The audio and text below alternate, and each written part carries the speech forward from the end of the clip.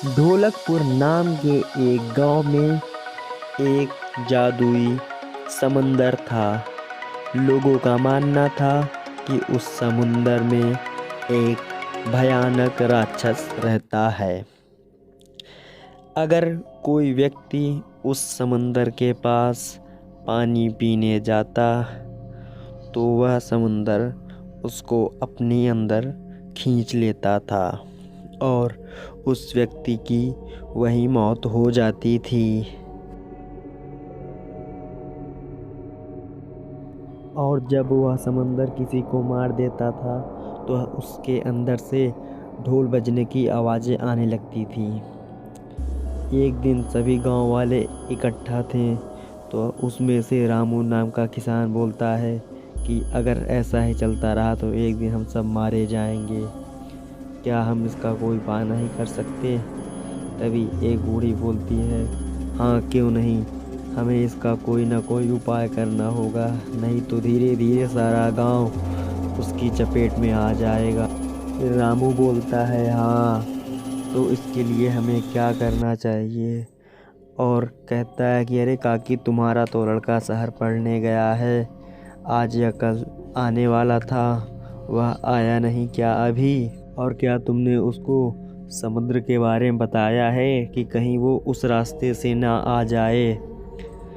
तभी बूढ़ी बोलती है, अरे हाँ बेटा, मेरा बेटा तो कल आने वाला है और मैंने उसको समुद्र के बारे में बताया ही नहीं है, कहीं वह उस रास्ते से ना आ जाए।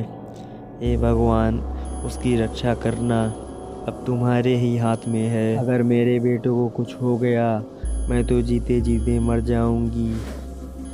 मेरे बुढ़ापे का सहारा मुझसे पहले ही चला जाएगा। पर ऐसा कुछ नहीं होगा, मैं भगवान को मानती हूँ, वह मेरी रक्षा ज़रूर करेंगे। फिर वह औरत बोलती है, अरे काकी चिंता मत करो, वह उस रास्ते से नहीं आएगा। गांव में बहुत सारे रास्ते हैं, कोई ना कोई उसे ज़रूर बता ही देगा। हाँ, और आप चिंता मत कीजिए, आपके लड़कों को कुछ नहीं होगा, वह सही सलामत घर आ जाएगा। फिर वह बूढ़ी बोलती है, हाँ शायद तुम्हारा कहना सही है, हे भगवान मेरा लड़का सही सलामत घर आ जाए। फिर वह किसान बोलता है, ठीक है दादी माँ, अगर आपका लड़का आ जाए तो मुझे बता देना।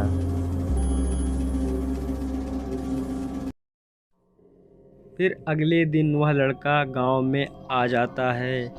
वह जैसे ही आधे रास्ते पहुंचता है वह बहुत तेज से प्यासा हो जाता है और बीच रास्ते में खड़ा होकर कहता है, हे भगवान, मुझे तो प्यास बहुत तेज लग रही है और यहाँ ना तो कोई नदी है और ना ही कोई नल है।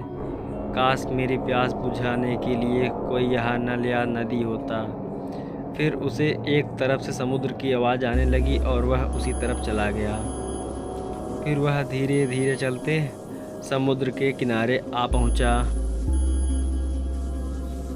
वह वहां पहुंचने के बाद बोलता है, अरे वाह, यहाँ का नज़ारा तो काफ़ी अच्छा लग रहा है और यह समुद्र का पानी भी कितना साफ लग रहा है, पर मुझे यहाँ कुछ ठीक नहीं लग रहा है, मुझे यह जगह ठीक नहीं लग रही है, पर मुझे प्यास लगी है, क्या यहाँ पानी पीना उचित होगा? फिर वह कुछ देर बाद सोचने के बाद वहाँ से चला जाता है और पानी नहीं पीता। फिर कुछ देर बाद वह अपने गांव में आ जाता है।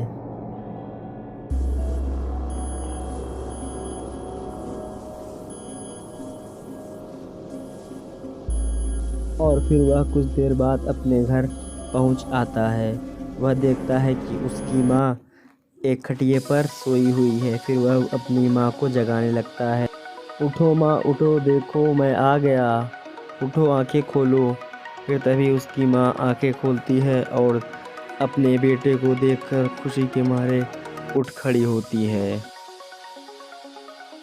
फिर उसकी माँ ने कहा, अरे बेटा तुम आ गए, इतनी देर कहाँ लगा दिए?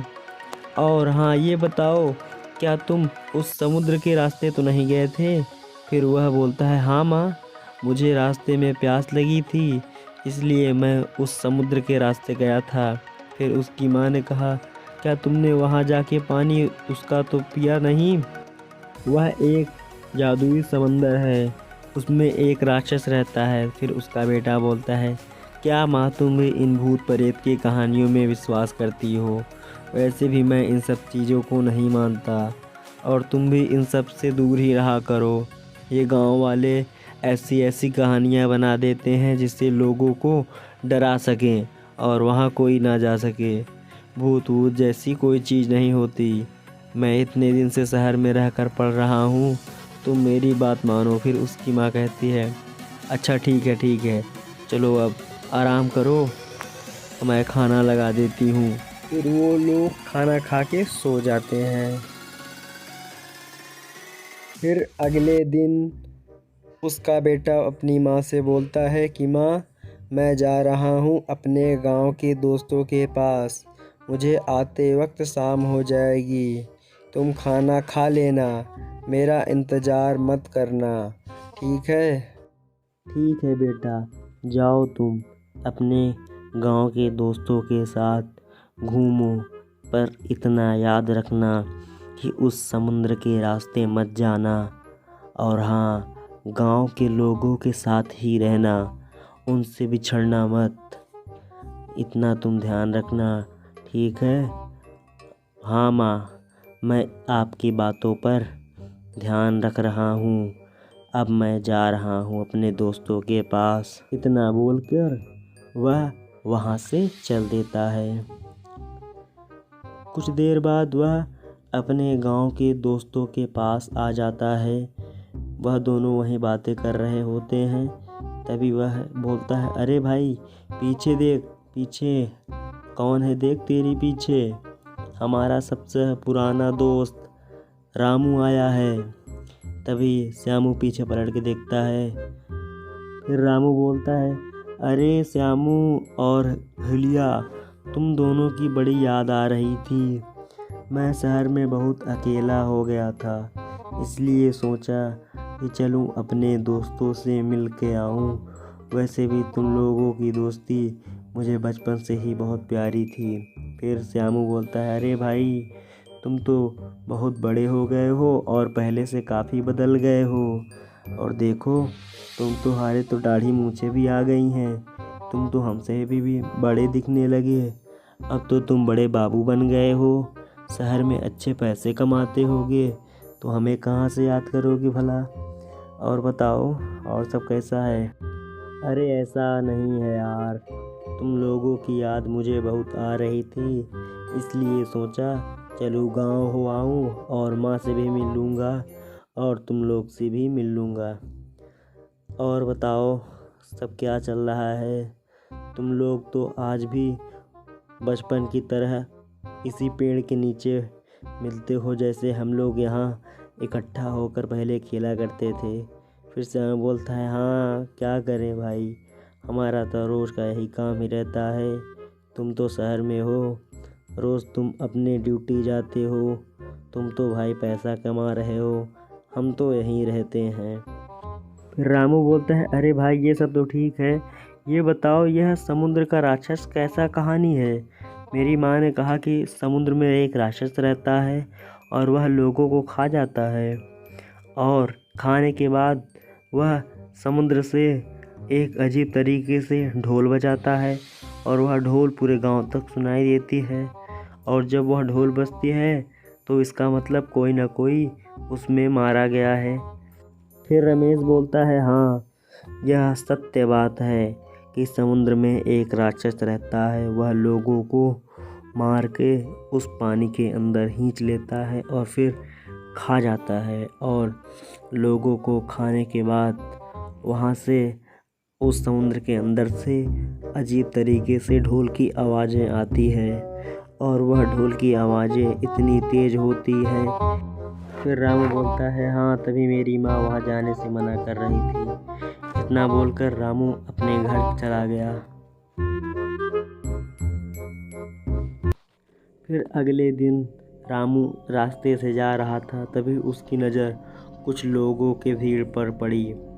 वो लोग उसी समुद्र के बारे में बात कर रहे थे। तभी रामू ने कहा, क्या हुआ, क्या बात है? तभी उसके मित्र ने कहा, अरे भाई, आज एक आदमी और मारा गया, हमारे गांव का ही था। वह बेचारा पानी पीने के लिए उसके पास चला गया और वह समुद्र उसे भी अपने साथ अंदर खींच लिया। वह गायों को चरा रहा था, फिर उसको प्यास लगी, वह समुद्र के पास गया और उस समुद्र ने उसको अंदर खींच लिया। फिर श्यामू बोलता है, अरे तब तो हमें उस समुद्र के पास चलना चाहिए, उस व्यक्ति की तलाश में।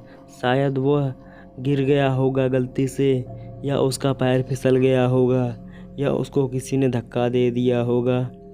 फिर वह व्यक्ति बोलता है, अरे नहीं, ऐसा कुछ नहीं हुआ होगा, वहाँ सच में एक दानव रहता है और तुम क्या बोल रहे हो, वहाँ जाने की सोचना भी मत। वहाँ इतना खतरा है कि वहाँ कोई जो जाता है वह ज़िंदा वापस आता ही नहीं है, और अगर तुम जाने की कोशिश करोगे तो मैं तुम्हारी माँ से बता दूँगा, क्योंकि तुम्हारी माँ ने कहा था कि अगर जाएगा तो मुझे बताना। फिर श्यामू कहता है, ठीक है, मैं नहीं जाऊँगा उस समुद्र के पास। इतना बोलकर श्यामू वहाँ से चल देता है अपने घर की ओर।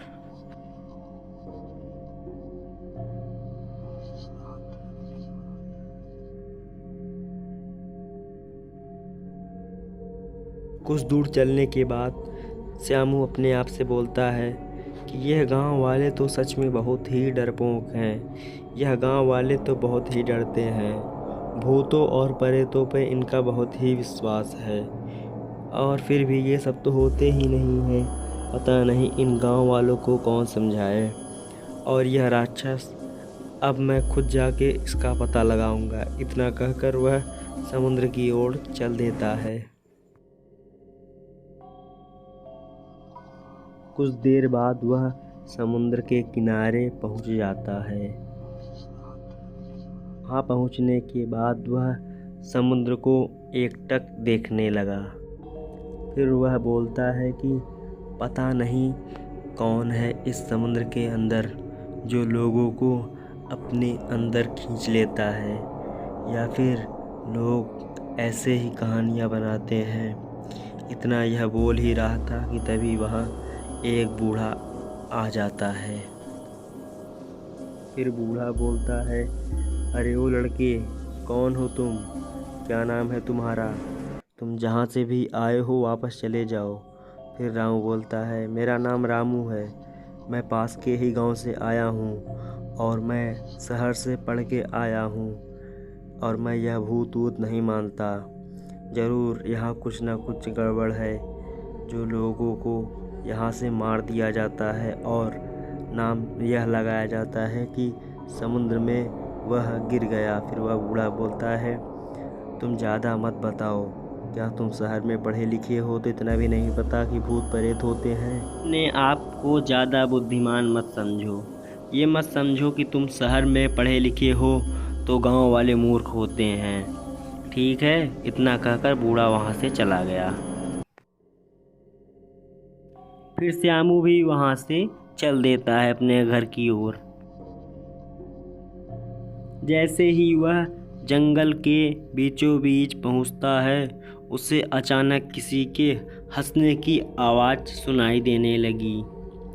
फिर वह अपने चारों ओर देखने लगा, परंतु आसपास कोई नहीं था। फिर रामू ने कहा, अरे यह कौन इतनी ज़ोर ज़ोर से हंस रहा है, और उसकी आवाज़ें इतनी तेज़ है कि यहाँ तक सुनाई दे रही है, परंतु मेरे आसपास तो कोई नहीं है। कौन हो सकता है यह जो इतनी राक्षस की तरह हंस रहा है? कहीं वह समुद्र राक्षस तो नहीं? फिर वह आगे की ओर चल देता है जिस तरफ से आवाज़ आ रही थी। फिर वह अचानक से एक जगह पहुंच जाता है जहां वह बूढ़ा जो उसे समुद्र के किनारे मिला था वही उसे मिल जाता है, और वह बूढ़ा कहता है कि आज मैंने 2 लोगों को मार दिया है, बस एक आदमी और मार दूं, मेरा काम हो जाएगा। मुझे मुझे शैतानी शक्तियाँ प्राप्त हो जाएगी और मैं इन सारे गांव वालों को अपने वश में कर लूँगा और यह सारा गांव मेरा हो जाएगा। फिर मेरा कोई कुछ नहीं बिगाड़ पाएगा। मैं इस संसार का सबसे बड़ा और शक्तिशाली आदमी बन जाऊँगा और अब मेरी उम्र भी बढ़ जाएगी, मेरी मृत्यु भी नहीं होगी। तभी रामू ने कहा, यह तुम्हारा भ्रम है बूढ़े, ऐसा कुछ नहीं तू कर पाएगा, क्योंकि अब मैंने तुमको देख लिया है ये सब करते हुए। और हाँ, मुझे तो पहले ही यकीन था कि समुद्र का राक्षस नाम की कोई चीज़ ही नहीं होती और ना ही भूत प्रेत की कोई कहानियाँ होती हैं। फिर वह बूढ़ा बोलता है, अच्छा तो तूने मेरा राज पता लगा ही लिया, चल कोई बात नहीं। वैसे भी मुझे एक आदमी की और आवश्यकता थी, अब मैं तुझे मारकर अपना वह काम पूरा कर लूँगा। ठीक है, अब तू मरने के लिए तैयार हो जा। मैंने ही यह समुद्र वाला राक्षस की कहानी बनाई थी। फिर वह बुढ़ा उसकी ओर तलवार लेके पहुंचा, पर तभी रामू ने अपने जेब से पिस्टल निकाला और उसके सामने तान दिया।